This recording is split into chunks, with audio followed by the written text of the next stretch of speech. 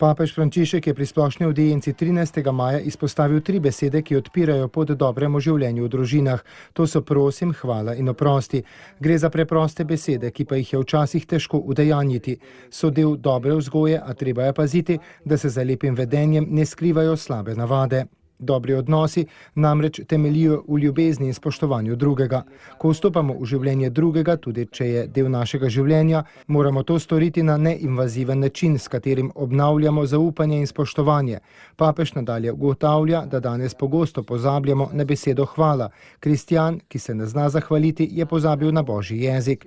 Najtežja izgovorljiva beseda pa je oprosti. Ko je ni, se majhne razpoke povečujejo in postanejo v globoki jarki.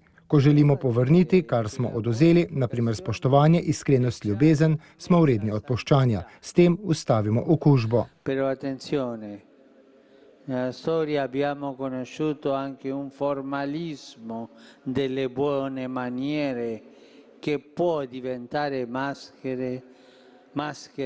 Vendar pozor, v zgodovini poznamo tudi formalizem lepih manir, ki lahko postane maska, za katero se skriva suhota duha in nezanimanje za drugega. Pravimo, za mnogimi lepimi manirami se skrivajo slabe navade. Pred tem ni varna niti religija. Zatem je papež vse vernike na trgu svetega Petra povabil, da so skupaj ponovili te 3 pomembne besede. Prosim, hvala in oprosti. Enoglasno so še ponovili papežev nasvet: nikoli končati dneva, ne da bi se pomirili.